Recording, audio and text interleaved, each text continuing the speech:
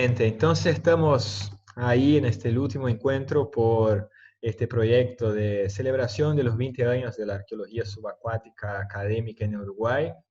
Y hoy estamos con Eduardo Quedigian, que es docente acá del CURE, mi compañero, en el área de arqueología subacuática del PDU, Centro de Investigación del Patrimonio Costero. Y estamos también con Daniel Piñero, buzo, uno de los pioneros también de trabajo junto al grupo de arqueología subacuática de la Facultad de Humanidades. Y bien, gente, muchas gracias por aceptar ahí, estar contando un poco de las anécdotas de los 20 años de participación de ustedes en la arqueología, en el buceo científico. Y quería, no sé, si pueden empezar como presentándose y ya contando un poco cómo fue que se involucraron en el grupo, más o menos para qué año, y bien, cómo fue ese enganche ahí con el grupo. Empezar con Daniel. Tengo que hacer memoria y ya no tengo mucho. Ah, yo no me acuerdo si fue en el 99 o 2000 que me llaman para un curso, no sé si fue Antonio, un curso que hubo en la facultad eh, sobre arqueología submarina, y ahí un grupo de los alumnos de ese curso vinieron a hacer el curso de buceo acá a la escuela, que ya tenía unos años instalado acá. Y bueno, de ahí es un tema que a todo uso nos apasiona y que siempre estamos encontrando cosas por ahí. Y bueno, y queríamos darle una razón a esas cosas. Y bueno, a partir de ahí se programó el PAS, creo, la primera salida, creo que fuimos a Durazno a buscar las campanas jesuíticas, ya con los buzos que habían hecho el curso con todo ese grupo. Y bueno, y ahí se formó un lindo grupo de gente que realmente estuvo trabajando en condiciones de cero visibilidad, que eran complicadas. Y bueno, de ahí en más forjamos una relación con Antonio. Eduardo creo que todavía no estaba. Sí, llegué en 2004. 2004, pero ya me olvido si Eduardo estaba o no. Bueno, pero había un grupo muy lindo. Bueno, estaba Ezequiel, Virginia, Paula y bueno, y otra gente que me estoy olvidando de ella. Elena creo que también estaba. Y bueno, de a poco fueron empezando a salir cosas de actividades. Creo que después Antonio presenta el proyecto de la nave capitana y bueno, ya nos trasladamos al mar. Y bueno, y ahí ya entró Eduardo y ya nos hicimos amigos y bueno, ahora ya trabajamos juntos dentro de la empresa Octopus. Y bueno, y se hicieron un montón de cosas que verdaderamente era lo que estábamos hablando, estábamos extrañando. Digo, yo no soy tanto como ustedes que son más ratones de biblioteca, a mí me gusta el agua, yo estoy en el agua todos los días. Los fines de semana si no voy al agua, en casa me dicen, vos andate al agua porque estás de mal humor. O sea, pasa eso. Y bueno, y trato de tirarme y trato de hacer cosas, pero bueno, extrañando mucho todas esas épocas, mismo también cuando fuimos para Ence a hacer toda la prospección con Eduardo, que tenemos fotos con frazadas en invierno, muertos de frío, pero disfrutando la actividad que más nos gusta hacer. Entonces, bueno, deseando de poder seguir continuando con más tareas en el agua, porque es lo que nos apasiona. Y bueno, ahí más o menos un poco la historia, bueno, me estoy olvidando de gente, Gustavito, por ejemplo, un fenómeno también que siempre nos dio una mano, una bestia buceando, pero que también le puso muchas ganas, yo qué sé, hay un montón de gente bueno, Leticia, ni hablar, que nunca se quiso tirar al agua, tenía miedo que lo ahogara, pero yo qué sé, un montón de gente que estuvo trabajando, el gordo Alfredo, yo qué sé, un montón de gente que estuvo trabajando y que todos extrañamos volver a poder trabajar como cuando empezamos a hacer toda la prospección en la Bahía Maldonado, que quedó un poco cortado todo ese trabajo, que también es algo apasionante, que bueno, que aparte uno que está en el ambiente se entera, ayer vos se tiraron en el Agamenón, anteayer se tiraron en el Polonio, y ahora algo que estábamos discutiendo con Eduardo, la gente que más está encontrando cosas en Uruguay no es el buzo con tanque, es el buzo que hace caza submarina. Van de noche, van a toda hora, se tiran en todo el lugar. Daniel, encontré esto, mira que encontré, mira esto. Y bueno, y ver cómo nosotros estamos como atados y no estamos pudiendo hacer un montón de cosas, da un poco de nostalgia a todo eso. Pero bueno, voy a darle la palabra a Eduardo, porque si no, seguimos hasta 3 días. Verdad, pero coincido con vos. Claro, lo que contaba Totalmente. Daniel, en el proceso en el proceso de los estudiantes de aquella primera generación, yo soy un poquito unos años después.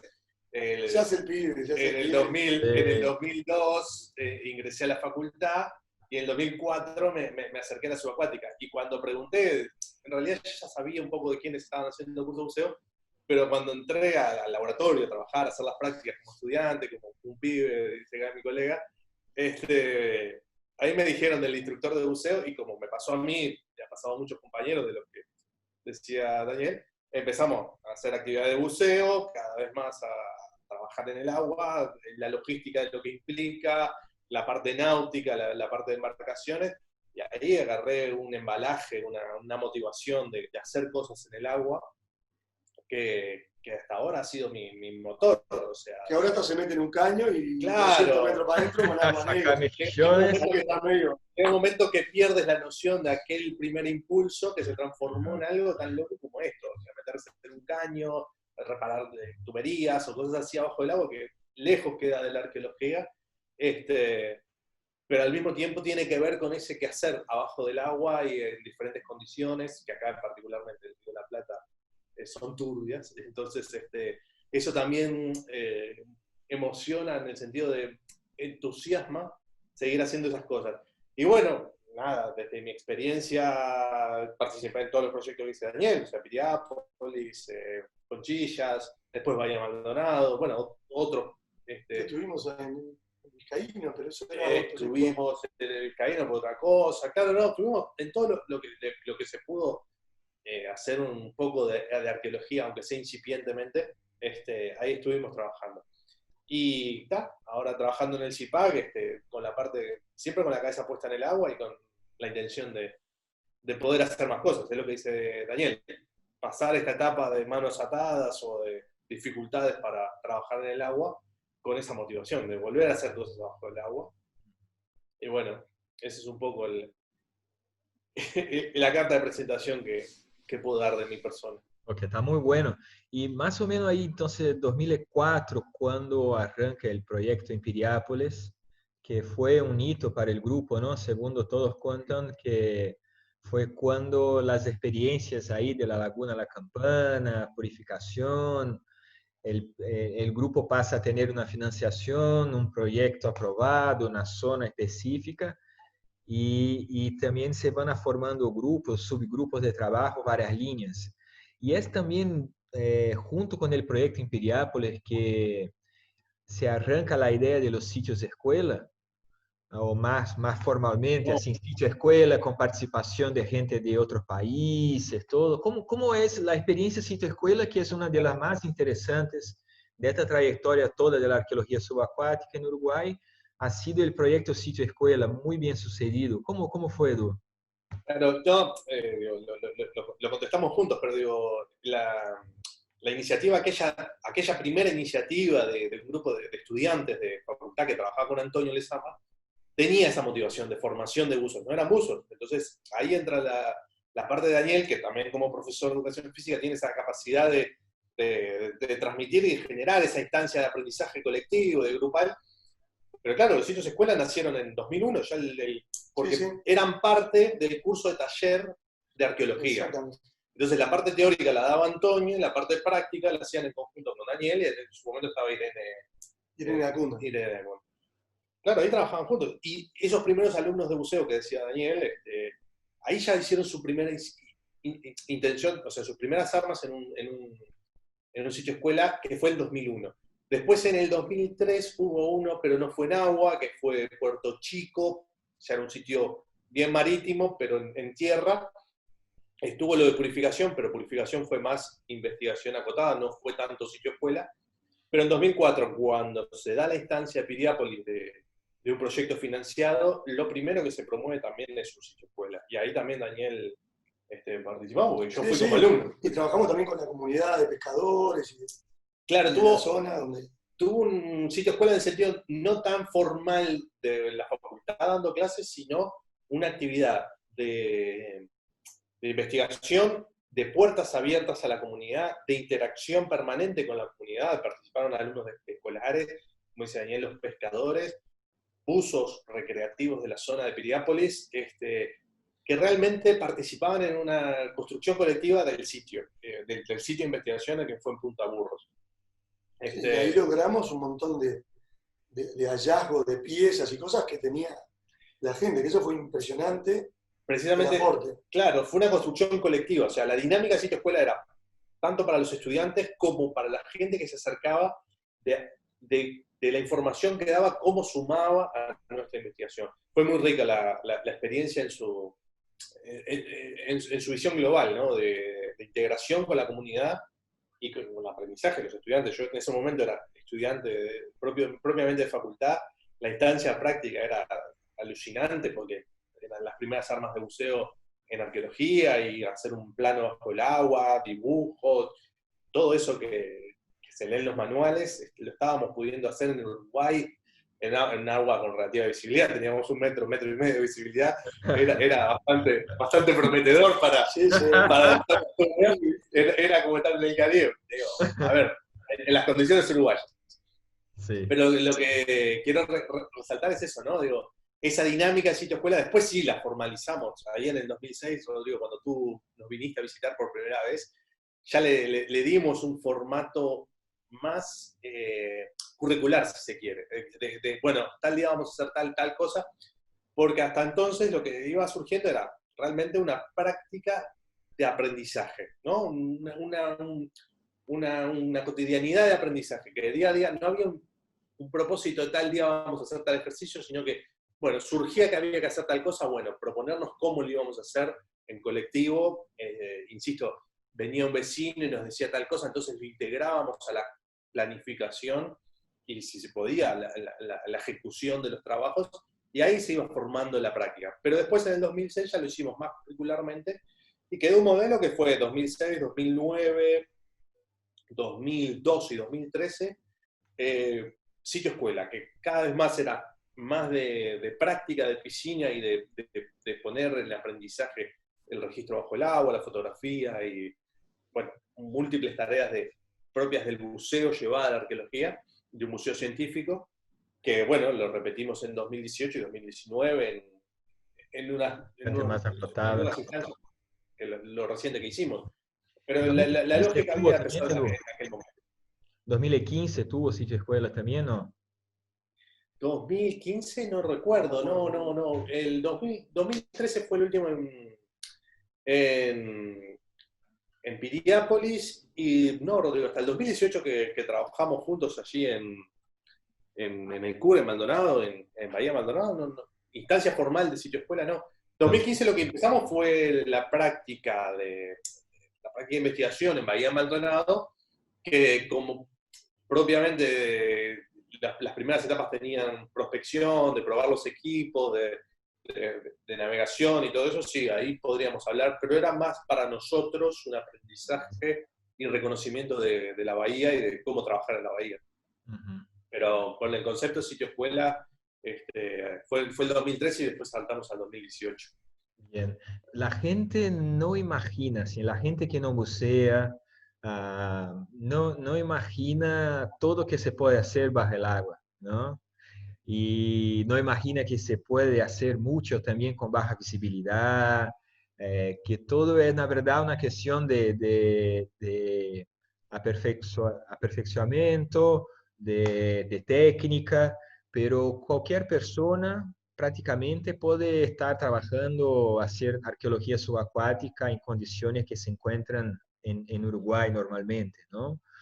¿Cuál es un poco, en tu visión, la diferencia entre, claro, el buceo recreativo, que se hace como un turismo subacuático, y de la experiencia que tuviste vos en el grupo con esto, puedes llamar buceo científico, buceo arqueológico? Bien, creo que el buceo recreativo, yo siempre la gente no sabe mucho de qué es buceo recreativo, buceo comercial, buceo científico. Creo que hay mucha diferencia. Yo siempre lo que digo a la gente que hace el curso de buceo recreativo, ustedes están haciendo un curso por placer. Si hay menos de medio metro de visibilidad, no tiene nada de placer. Y ahí entra a veces el buceo científico y el buceo comercial. Nosotros nos acostumbramos con el tiempo a bucear a cero visibilidad. No es lo que más nos gusta, pero nos da un buen dinero, por eso lo hacemos. Ya en el museo arqueológico se mezclan las dos cosas. Digo, lo hacemos por placer, pero nos tenemos que acostumbrar a trabajar en esas malas condiciones, de muy poca visibilidad. Entonces lleva un proceso. Digo, más, yo me acuerdo que cuando empezamos a trabajar para ENSE, el Grupo Museo de la Armada nos dio un curso a todos los arqueólogos nuevos que ya habían hecho el curso de museo recreativo para empezar a trabajar en cero visibilidad. Y ahí solo Eduardo y yo habíamos trabajado en cero visibilidad, pero todos esos alumnos nuevos nunca. Y bueno, y fue un desafío y se aprendió mucho, tanto esas personas como nosotros, porque había cosas que lo hacíamos diferente. Y bueno, y hay que lleva un tiempo a acostumbrarse. ¿Ah? Digo, se trabaja, yo siempre digo, es como entrar a tu oficina con la luz apagada y el primer día, si entras rápido, te llevas todo por delante y te Sí. podés acostumbar. Bueno, esto lleva un proceso de tacto. Yo siempre digo, muchas veces tomamos medidas con las manos, muchas cosas las medimos con nuestras cuartas, con nuestros brazos. Y bueno, lleva, y cuando estás buscando algo, en la parte científica, el placer está y por más que las condiciones no se den, todos los alumnos trabajaron con mala visibilidad y bueno, de a poco se fueron haciendo y fueron logrando hacer esas prospecciones. Obviamente hay en condiciones que pasaron en ENSE, buscando en barcos que había muchos palos, muchos fierros, que ahí bajábamos más bien los que estábamos acostumbrados a trabajar a cero visibilidad. Claro. Pero de a poco hubo muchos que se fueron acostumbrando a trabajar con mala visibilidad. Y se logra. Lo que pasa es que es un proceso más largo. En un curso de museo recreativo se hacen 4 clases y la gente sale certificada. En esto lleva un proceso y hay gente que avanza más y gente que avanza menos porque no es fácil acostumbrarse a la cero visibilidad. Yo con mi ansiedad me vivo llevando todo por delante y bueno, me tuve que acostumbrar a tratar de ir frenándome porque me reventé más de una vez o me enredé o mil cosas que pasaron, por suerte nada grave, pero bueno, uno se va de a poquito acostumbrando a hacer esas cosas y bueno, y lo disfruta, porque por algo es nuestra pasión y bueno, nos encantaría que hubiera buena visibilidad, pero también está la contra de la buena visibilidad. En la buena visibilidad se tira 1 millón de personas y acá en mala visibilidad se tiran 10. Claro. Entonces eso también protege un poco los sitios, que era algo lo que hablábamos con Eduardo. Yo he comprobado en estos últimos años que los sitios cada vez, por las inclemencias del tiempo, la poca profundidad y las tormentas, cada vez que se destapan, se deshacen. Y después, todo el tema de la gente que te llama y dice, yo uso, mirá lo que encontré, mirá acá, mirá allá. Entonces, bueno, esas malas condiciones nuestras hacen que todavía se preserven cosas. Si tuviéramos muy buena visibilidad y el mar fuera una calma chicha, ahí tendríamos que estar siguiendo a todos los buzos que se tiran al agua. Entonces, bueno, hay todo una gran discusión para seguir haciendo en este tema. Es como si por tener experiencia buceando en aguas con baja visibilidad, corrientes, o sea, condiciones menos ideales, uno también va desarrollando otros sentidos, ¿no? Y una sistemática, una forma más, como una persona que pierde la visión y termina por desarrollar más el tacto, ¿no? Más su espacialidad cambia, con un poco de adaptación justo. Y ahí creo, bien, Eduardo debe haber dicho, nosotros estamos con una idea de verdad de cómo formalizar una unidad de buceo científico que sirva tanto para desarrollar técnicas, ¿no? O sea, traer técnicas del buceo en cueva, del buceo profesional, de otras experiencias con buceo científico, toda experiencia ya acumulada por la Octopus con el buceo profesional en Uruguay, y empezar a dictar cursos más largos, como cursos de carrera semestrales, un semestre, primer nivel, segundo semestre, realmente para que dé el tiempo de la gente practicar y desarrollar técnicas que sean específicas a las condiciones que encontramos. Y ahí que te pregunto, Edu, vos has sido un gran, ¿no?, facilitador de esta interfase entre la ciencia, ¿no?, particularmente la arqueología, y, o sea, el patrimonio cultural, esto que está bajo el agua. Então, vos sos a prueba viva em Uruguai de que é possível fazer ciência bajo el agua. Contanos um pouco dessa experiência, como foi para vos, assim, entender que era possível, porque há um discurso muito forte que vem desde o tempo de los buscadores de tesouro, de que não, é impossível fazer ciência, ser criterioso, ser sistemático bajo el agua, hay que bajar y sacar las cosas y después se ve. Pero nosotros sabemos que se puede mapear, incluso estudiar estratigrafía con cero visibilidad. Nosotros tenemos experiencia en esto. Contanos un poco, Edu, ¿cómo ha sido? Difícil. No, el ejercicio más difícil tiene que ver con la adaptación, que es lo que estábamos hablando, y lo que tú dices, Rodrigo. O sea, creo que, obviamente que lleva experiencia, tiempo y dedicación, pero tiene que ver con una adaptación de cabeza, de comprender cómo funciona, cómo son los ambientes subacuáticos en nuestras costas. No todos son iguales, los ríos son diferentes, y en diferentes partes de la costa el comportamiento del mar es diferente, los fondos, esto que tú decías de la estratigrafía, entrar a deconstruir y comprender cómo es el ambiente subacuático, y uno empezar a hacer cabeza con eso, a hacer ojo, como decía Daniel, para la identificación de cosas. Es una ironía, porque los ojos no los usamos, pero lo poco que podemos ver, la ubicación en el espacio y la distribución, obviamente que la identificación de las partes. El proceso es lento, quizás por temas de seguridad, y eso es lo que más nos enseñaron en este curso que decía Daniel con la gente del grupo, ¿no? Esa cuestión de la seguridad, bueno, el buzo tiene que estar primero adaptado al medio, de estar seguro de sí mismo, de sus capacidades, y ante una adversidad, a veces poco hostil y otra muy hostil, tener la capacidad de resolver ese problema y no entrar en pánico, porque ahí es donde entra el riesgo del buceo, científico, recreativo o comercial.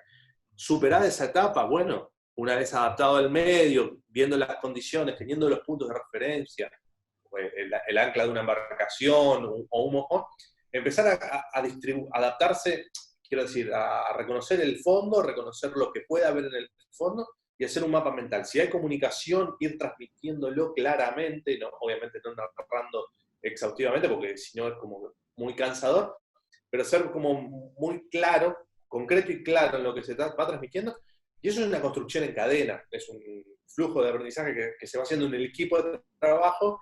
El buzo que viene atrás hace un metro más o un par de metros más de lo que hizo el primer buzo, y así se va construyendo en equipo lo que puede ser la descripción de un fondo, comprender esto de la sedimentación o la estratigrafía, las rocas, si existen o no existen objetos, qué objetos existen, entrar en un proceso acumulativo de experiencia que, bueno, es importante reconocer la oportunidad que se tiene. Ese momento quizás no se vuelva a repetir, los fondos cambian mucho, entonces tener como la mayor asertividad. Ahí hay un ejercicio de prácticas permanente, que quizás no tiene que ver con la arqueología, sino a veces con estar en una piscina, armar y desarmar un equipo o una pieza de algo bajo el agua con los ojos cerrados.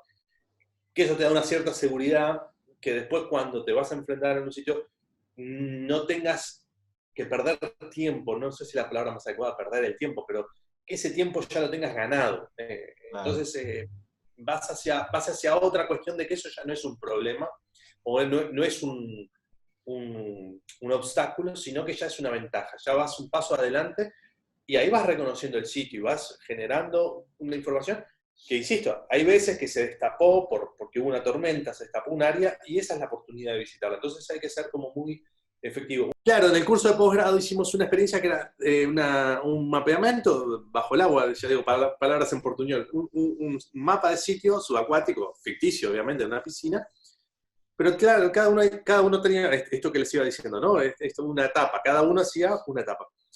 ¿Y qué pasó? Cuando me tocó a mí, Eduardo, en su ansiedad por dar un mejor resultado, hice un mapa en detalle, muy acotado, de un área de la piscina, pero súper acotado y súper bien definido, cada cuadradito de 50 por 50.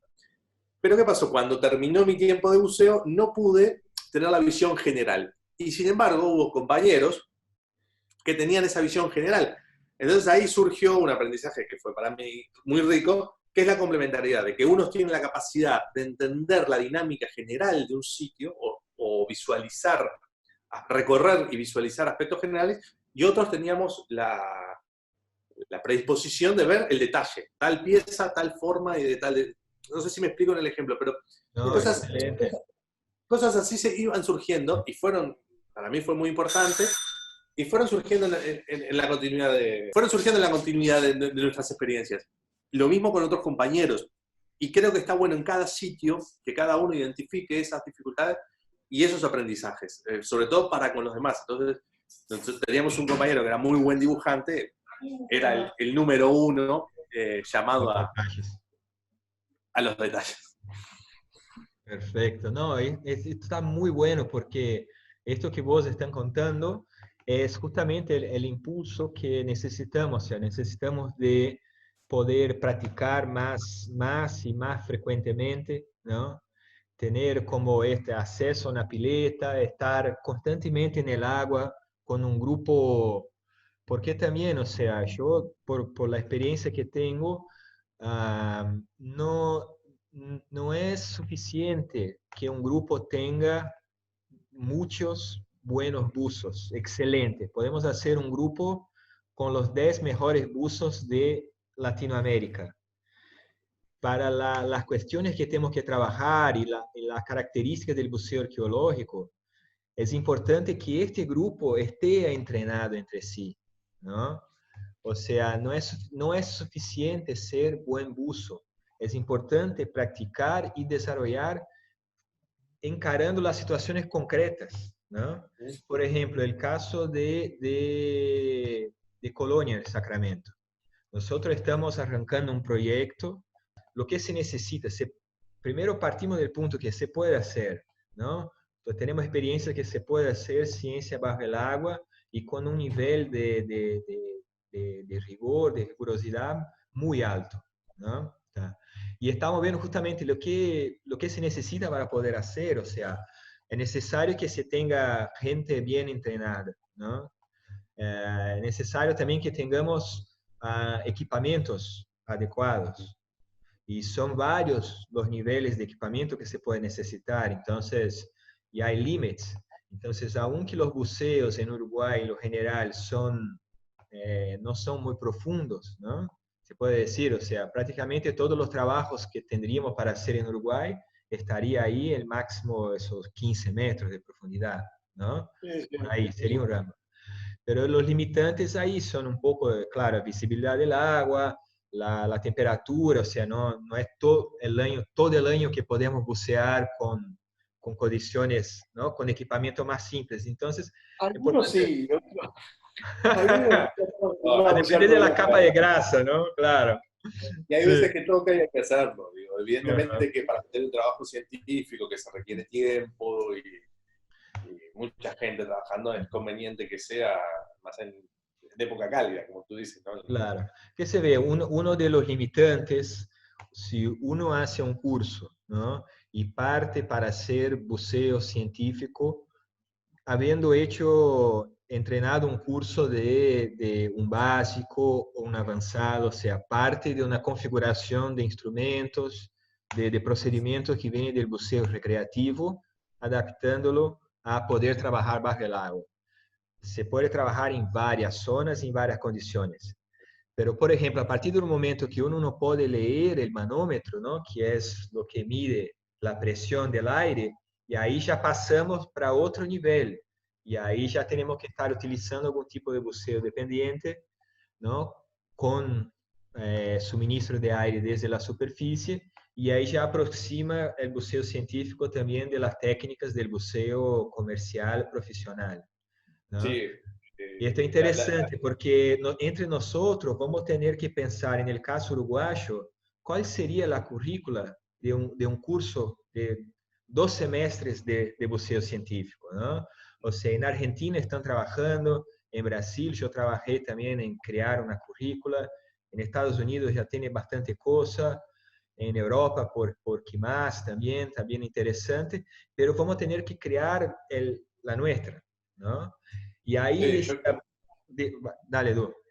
No, que lo que veníamos conversando, el tema de la visibilidad y el proceso de aprendizaje en esas condiciones es uno de los, quizás, elementos más fuertes en esa currícula. Comunicación es el otro. Trabajar, Sí, trabajar con comunicación para nosotros ha sido un proceso de aprendizaje muy difícil, porque al que a principio, algunos no les gusta mucho. claro, al principio Claro. era una cuerdita con tirones y ahí nos íbamos comunicando. Volvemos a lo mismo, 4 o 5 metros de profundidad, era un tirón y estaba todo bien, o 2 tirones y había que hacer empezaba una actividad, terminaba otra. Pero ya hace unos años que necesariamente y profesionalmente incorporamos la comunicación. Era muy difícil acceder a equipos de comunicación en Uruguay, los costos son muy altos, entonces comprar ese equipo para traerlo del exterior se logró y es un tiempo Sí, sí, porque es un cambio. hay que adaptarse. En la seguridad ha sido un cambio brutal. Aunque a mí no me divierte porque yo estoy abajo y el de arriba que se arregle. A veces uno piensa, el que Aham. está nervioso es el de arriba. Pero cuando me toca estar arriba y tengo un buzo abajo, la tranquilidad que tengo pudiendo hablar y ya sintiendo la respiración, yo sé cómo está. Claro, la Claro. Si está dificultad. trabajando no me preocupo, pero si no está haciendo muchas cosas y está agitado es porque está muy nervioso. O sea, un montón de cosas que la respiración ya te dice y te deja más tranquilo porque Ah, podés hablar, te contesta. Antes con los tirones, yo sé que los que estaban conmigo cuando yo estaba abajo puteaban porque me pegaban los tirones y yo no encontraba el cabo y no me importaba, yo estaba disfrutando o en otra, con la cabeza en otra No. cosa. Y uhum. muchas veces Y a ver lo que sucedía, que no, no es para asustar ni nada por el estilo, es una realidad. Muchos sitios tienen árboles, nos enredamos madera, nos 1000 enredamos, veces, la se cuerda enreda. por la que nos comunicamos enredada. Y bueno, es cierto, el tirón no había respuesta. Uhum. No, no era una situación de riesgo porque, insisto, Se estábamos a veían 4 las metros, burbujitas. estábamos a 4 metros, las burbujitas estaban cerca y sabíamos de las cualidades de acceso y Pero es una de situación para el que está arriba es una incertidumbre, se genera una tremenda. incertidumbre. Entonces, superar Claro. esa incertidumbre que habrá sido hace 7 años, 8 años, que empezamos a trabajar con comunicación, ha sido un cambio. Y creo que es un capítulo, sobre todo para el buceo científico, que se tiene que, quizás en otros lugares no se pone como prioridad, aquí se tendría que poner como prioridad Sí, el seguro. manejo de la comunicación, el manejo del equipo, es un equipo pesado, no estamos hablando de profundidades, tú lo decías, menos de 15 metros, pero es necesario tener ese equipo de comunicación Ah, y esa práctica en la comunicación, esa lógica, no es contar todo lo que uno va haciendo paso a paso, sino acotado, preciso claro, y el obviamente procedimento, de la ¿no? forma más seria. Uhum. Não, está bien interesante.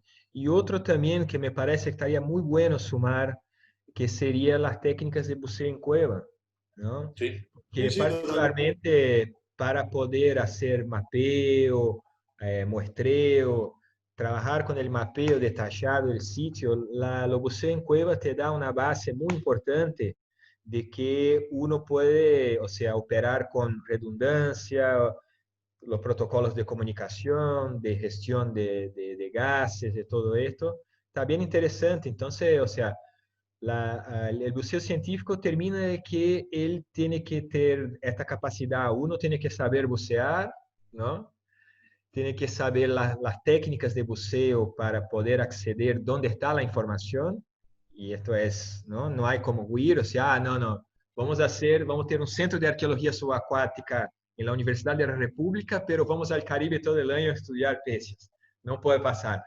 Y esto ya está mucho, muy bien, así, ya está bastante avanzado, ¿no? Esa experiencia desde la Laguna La Campana a los 20 años de trayectoria del grupo ha demostrado que, o sea, tanto jóvenes, mayores, mujeres, um, eh, personas de muchas, ¿no? Personalidades y características pueden ir a trabajar bajo el agua, basta que, claro, toda la operación también ya tenga sus niveles de seguridad, sus precauciones.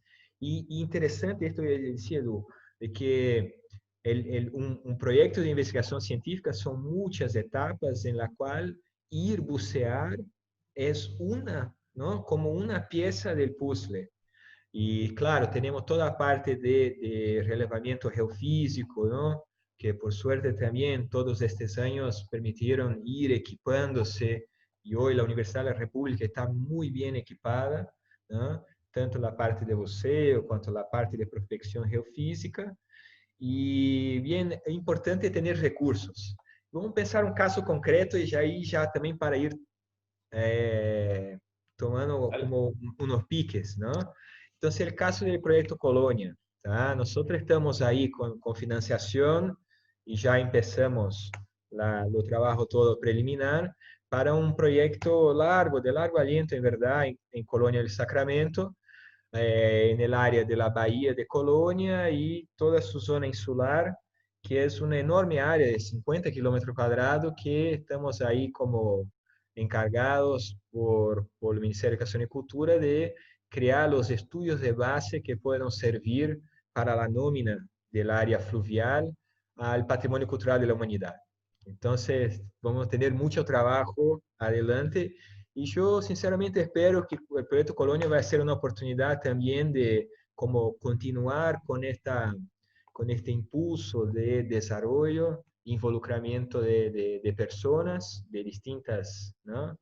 Con distintas contribuciones. Pero pensamos el caso, por ejemplo, de los buceos ahí en frente a la muralla de Colonia, ¿tá? Contanos para alguien que está ahí viendo este video en el YouTube, ahí sapeando, encontró este video por el tema de arqueología subacuática científica en Uruguay. ¿Qué consideraciones tenemos que tener, por ejemplo, para bucear, pero en verdad para pensar un proyecto ahí que va a demandar bastante buceo e investigación de mapeo del patrimonio subacuático, Edu? Bien, o sea, lo primero es toda la parte de censuramiento remoto. Ya supongamos que esa parte está hecha y bien identificada la zona de trabajo. Creo que también está bueno tener referencias de la correntada. En esa zona nosotros hicimos un trabajo en 2018 que tenía que ver para la batimetría del canal Martín García. Se hicieron dragados. Obviamente está por fuera del área de estudio de este proyecto, pero inmediatamente, o sea, quiero decir, a pocos cientos de metros. El 200 canal como que mucho. pasa, ustedes trabajaron en el canal que pasa oeste de Farallón. Al oeste de Farallón, Exactamente. exactamente. Bueno, tuvimos algunas prácticas o algunos ejercicios de recuperación de muestras, etcétera, que los hicimos dentro del área de estudio entre el Farallón y las islas de Hornos, por allí, más cerca de la costa. Y para mí fue interesante la sorpresa de la correntada.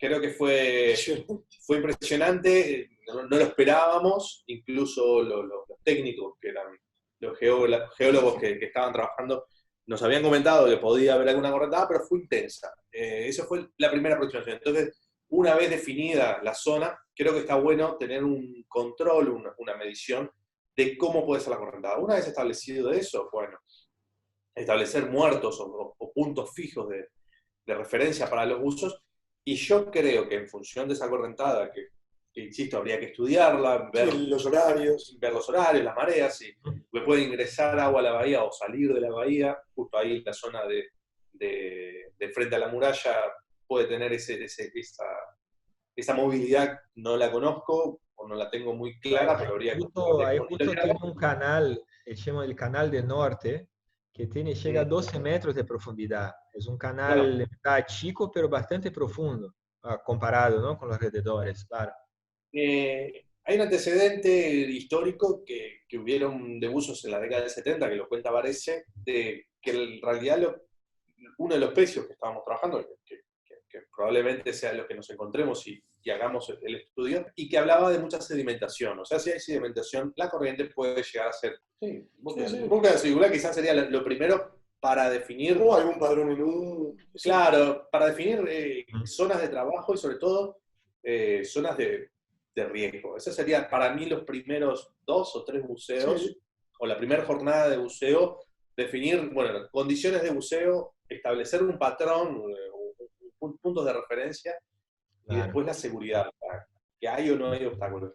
Y después sí, una vez definido eso, al otro día o segundo o tercer buceo, según la planificación que hagamos y la gente que seamos, la cantidad de buzos que podamos estar trabajando, las parejas, obviamente uno arriba, uno abajo, digo, con esas restricciones que tiene la poca visibilidad, sabiendo de que no hay riesgos, empezar un mapeo, digo, concreto, o una identificación de estructuras, dependiendo del pecio, o de la zona, si lo que vamos a hacer un estudio de suelos, bueno, a ver, tipo de rocas, bueno, qué registrar, tipo de barro, cómo tomar el sedimento, cómo hacer la columna, a ver qué tipo de estratigrafía es, sobre todo que puede ser interesante para corroborar el registro del magnetómetro, el perfilador de sedimento, ¿no?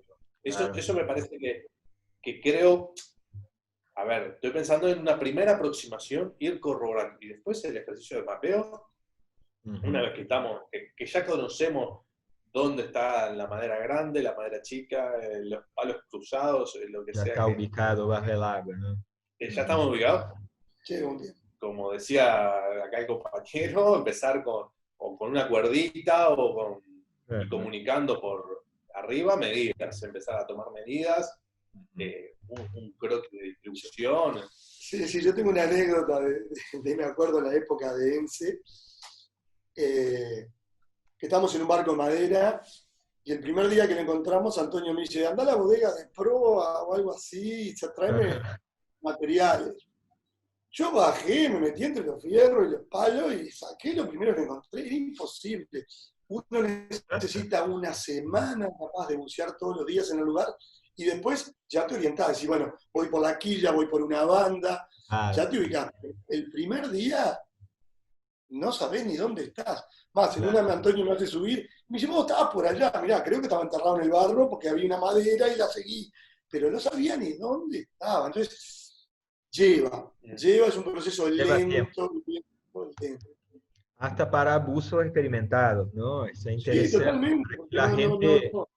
Fíjate que a veces el barco está al revés, está de costado, está enterrado, entonces, y hay mucha estructura que no la ves y te la llevas por delante. Entonces, los primeros buceos es un reconocimiento, lugares seguros, lugares donde puedo pasar, lugares que todavía no voy a pasar porque hay demasiados palos, demasiadas cosas donde me enredo mucho y tengo que rodearlo y ver por dónde le entro. Sí. Lleva. Ya, yo me acuerdo que le dije a Antonio, en una semana capaz que sí, me meto en la bodega que me pedí, pero ahora no sé ni dónde estoy. Yo bajo y tiramos topos. El tema, no, pero es interesante lo que dice Daniel, que nos ha pasado en el Museo Comercial, porque, a ver, el caso ideal está el pecio allí tal cual quedó hace 200 años, pero la verdad es que sucede de que hay redes, hay ramas de otros árboles, hay líneas de pesca, de todo, puede haber de todo. Y entonces, ese ejercicio también de ir quitando el peligro. Para los que después bajen y ya van a esa parte segura. A ver, bueno, claro. Nos encontramos con una red, vamos a sacarla porque si no va a ser imposible o va a ser un factor de riesgo para la continuidad de los trabajos. Pero todo eso es un proceso que es teórico, en el sentido de que te puede o no te puede pasar, capaz que realmente no hay nada. Y está... Pero muy probable que te encuentren. Toda la zona de rocas o de pecios, siempre las redes y las líneas y los palos. Por ejemplo, otra anécdota chistosa de ENSE fue que habíamos encontrado un ancla gigante, la dejamos bollada, nos íbamos a tirar el otro día a tratar de filmar algo, por más que la visibilidad eran 5 centímetros, pero el ojo de la cámara ve mucho más que el ojo humano, entonces íbamos a intentar filmarlo. Al otro día hubo una tormenta, no salimos, y al día siguiente vamos y yo bajo. Yo había tocado el ancla, hasta la cadena y todo, pero en ese momento cuando bajo me encuentro con un árbol. Y en ese momento dudé si lo que había encontrado 2 días atrás era el ancla o había tocado un árbol y yo me imaginé, porque siempre está la fantasía de que encontramos algo más lindo. Claro. Y sigo el cabo y veo que el cabo paso por arriba del árbol y veo que el cabo sigue, donde teníamos marcada la boya del ancla, paso por arriba del árbol y había quedado el árbol trancado al lado del ancla, pero yo en los primeros momentos, cero visibilidad, tuve unos minutos sin encontrarlo, después sí, la abracé al ancla, acá está, no era que yo estaba loco, sino que está ahí, o sea, llega a pasar hasta esas cosas que dudás si lo que habías encontrado el día anterior era o no. Era un árbol gigante que quedó trancado. Y esto que dice Daniel también tiene significado en el sentido de, bueno, a ver, nosotros estamos trabajando en una estructura, un pecio, maderas que se han desparramado por el fondo, pero puede haber los restos de un árbol, o puede haber otras maderas, si tú no la estás viendo, porque la lógica de lo que tú estabas observando tiene que ver con eso. Entonces, creo que está está muy bueno hacer el ejercicio que estábamos hablando, ¿no? La primera etapa del proyecto es sensoramiento remoto y conocer todo el entorno desde distintos ángulos, con distinto equipamiento, tener todas las características, esto de la correntada, decir, si hay algo que se arrastra por el fondo, hacia qué lado podría ir, todo un montón de cosas que nos va poniendo en situación. Y una vez que estamos allí, bueno, nada, preverlo es más bien una secuencia de ejercicios de ir parte por parte Claro, en el ejercicio de aprendizaje. Aparte, a veces en los sitios vas a encontrar elementos que sucedieron posteriormente. Alguien tiró un ancla, se le enganchó y la perdió y quedó ahí. Claro. Nos pasó en el río Uruguay, en un velerito, ¿tá? Que no tenía motor, encontraron una aspa de una hélice No tenía gigante. nada que ver una cosa Nada que ver. Se nota que como estaba tan bajo, pasó una embarcación, pegó en el velerito, partió la hélice y encontramos un pedazo de hélice gigante en la mitad del barco. No estaba ni en la popa. O sea, esas cosas que sí, ¿y esto cómo cayó acá? Claro. Pero bueno, hay que entrar a deshacer esa. Y volvemos al ejercicio, esto con cero visibilidad, entonces no te das cuenta al principio de cómo hace una hélice en un barco de vela. Sí, no. hay que tener como, o sea, hay que tener un nivel de seguridad muy, muy alto, ¿no? De planeamiento, pero un tipo de planeamiento que justamente permita trabajar con las contingencias, ¿no? Y mantener el nivel de seguridad. Que la gente a veces que no tiene mucha práctica con buceo, que puede estar escuchando, viendo el video, piensan que no, se baja y se arregla lo que sea, pero la verdad no, cuando se está trabajando con una actividad específica para cual hay un plan de seguridad y un par de planes de contingencia, uno tiene que estar muy atento al plan, ¿no? Esto es lo que vamos a hacer, este es el plan A, si pasó algo, encontramos algo que no estaba esperado, ¿no? Pasamos al plan B, que es la contingencia, para ir manteniendo como una cadena de seguridad. Y bien, esto se puede hacer, es lo que estamos desarrollando ahora para Colonia. Y otro que quería comentar, interesante, o sea, Colonia tenía una cosa positiva, que es tener la cantera Ferrando ahí cerca, donde podemos estar como ahí entrenando, vamos a tener que hacer determinada operación ahí en el canal. Y ahí se puede como hacer, ¿no? la simulación y entrenar a la gente, tanto el equipo de superficie con el equipo de agua, el equipo de seguridad, ¿no? Ya simulando la situación y después aplicar ya también habiendo discutido varias cosas que como con previsibilidad, ¿no? Esto veo positivo de tener la cantera ahí bastante cerquita. Y otra cosa también buena del proyecto Colonia, que más allá de los precios, nosotros vamos a estar trabajando con una idea bastante integral de patrimonio cultural sumergido, ¿no?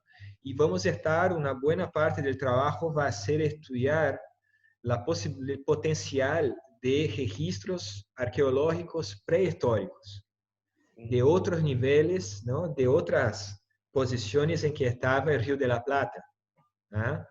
Entonces, no, esto es un potencial tremendo, muy aún cero explorado prácticamente en Uruguay. Podríamos decir 0,1 Algo existe. de una Sí, sí. intención.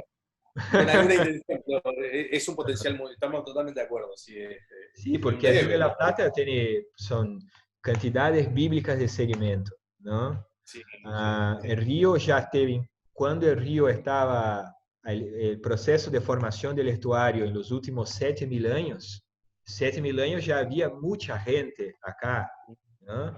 Pero el estuario estaba en otra posición.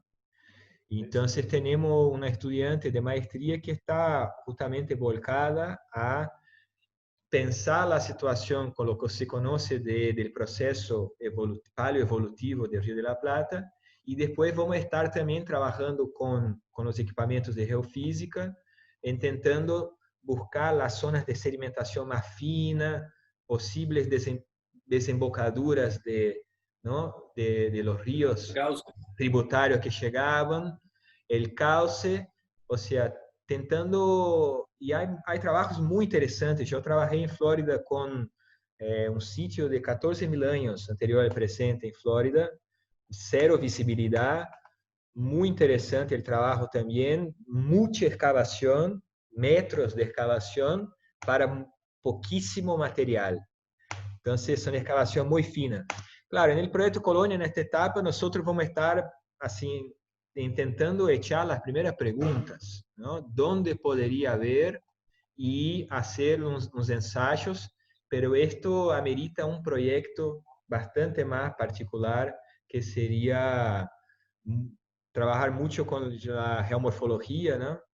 Y otros casos ahí análogos en el mundo también. Y esto va a estar interesante. La idea es dar Sí, una primera patada ahí.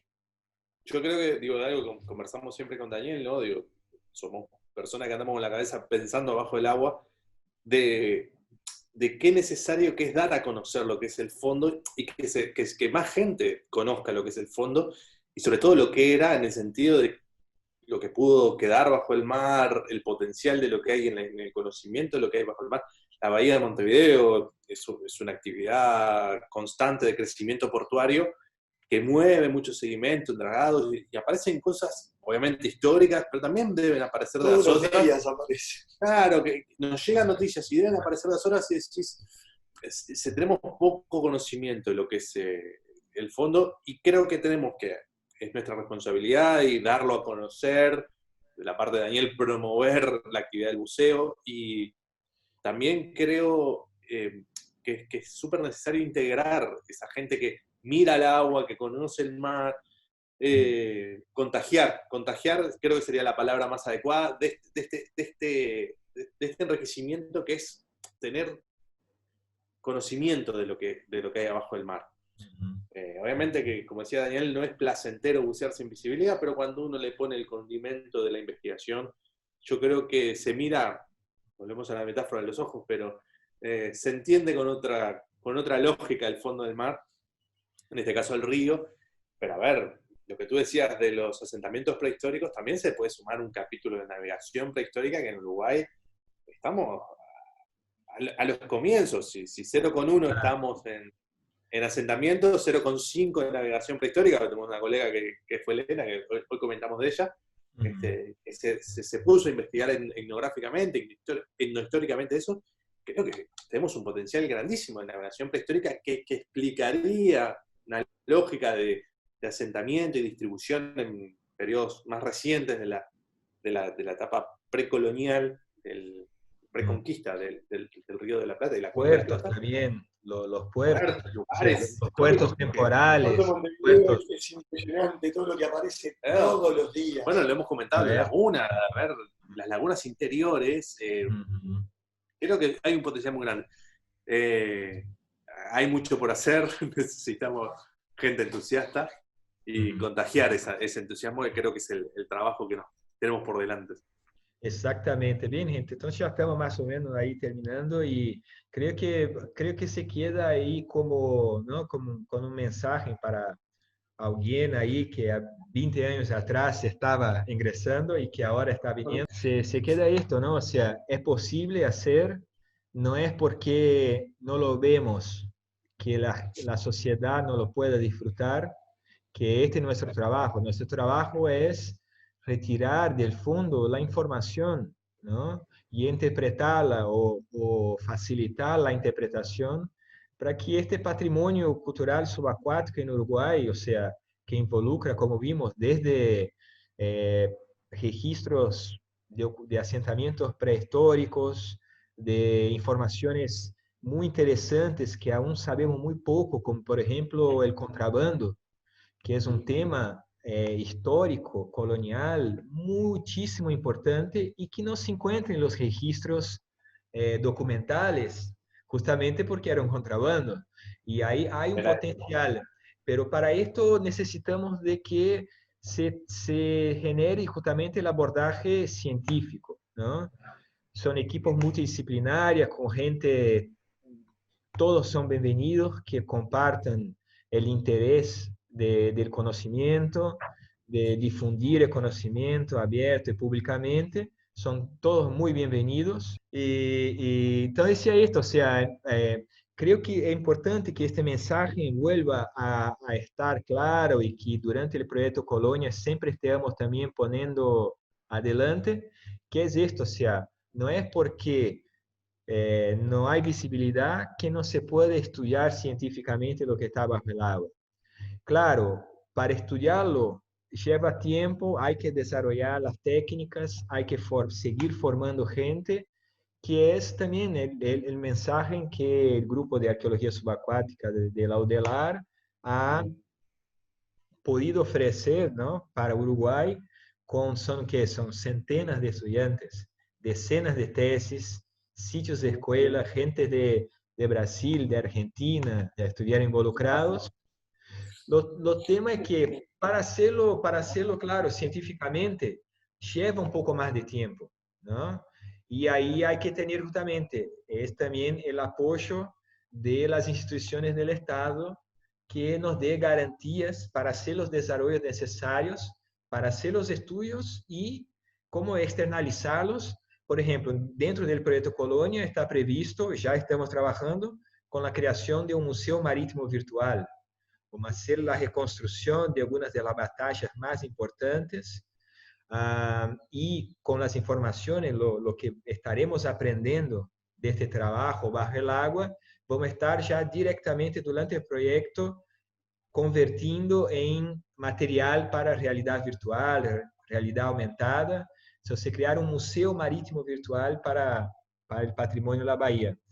Y, o sea, porque dentro de la universidad nuestro trabajo tiene este objetivo muy claramente definido, que es poder hacer llegar a la sociedad lo conocimiento, ¿no?, que aquí se genera. Entonces, gente, les quería agradecer muchísimo, muchísimo, muchísimo. Es una excelente charla, creo que teníamos para mucho, mucho más y seguramente vamos. No, Rodrigo, pues digo, para lo que tú venías diciendo, creo que Colonia también tiene una oportunidad muy grande en la sensibilización de la gente que habita allí Colonia, que visita Colonia, y que también tiene curiosidad, preguntas sobre lo que puede haber bajo el mar, que nosotros tenemos esa herramienta y esa capacidad de responder y alimentar e integrar en la construcción de ese conocimiento. Me parece buenísimo la oportunidad de reconstruir virtualmente, porque es el lenguaje de comunicación de hoy en día, y también en nuestra presencia transmitirle a las personas cuando estemos allí ese quehacer, ¿no? Esa forma de conocer lo que hay abajo del mar. Creo que también es una oportunidad muy grande para, bueno, eso, para responder preguntas sobre lo que puede haber bajo el mar y formas de conocerlo. Bueno, Rodrigo, yo agradecido por tu confianza. Y bueno, nada, nosotros nos apasiona esto y yo apoyo tanto la arqueología submarina como todas las actividades que tengan un propósito en el mar, porque realmente es lo que nos gusta y vivimos de esto y nos encanta. Así que, como desde el primer año que me llamó Antonio, estamos a duda, a veces discutimos si era 99 o 2000, siempre tuvo la escuela puesta al servicio de la facultad. Después con ENSE ya la facultad empezó a tener equipamiento, pero antes los equipos de la escuela eran de la facultad, de la escuela de buceo eran de la facultad, o sea que, digo, vamos a seguir participando y esperemos poder estar más tiempo en el agua, que es lo que los buzos queremos. Exactamente, ya, exactamente. Vamos por esto. Está bien, gente. Muchas gracias y vamos a seguir ahí con los cursos, lo que sea. Bárbaro.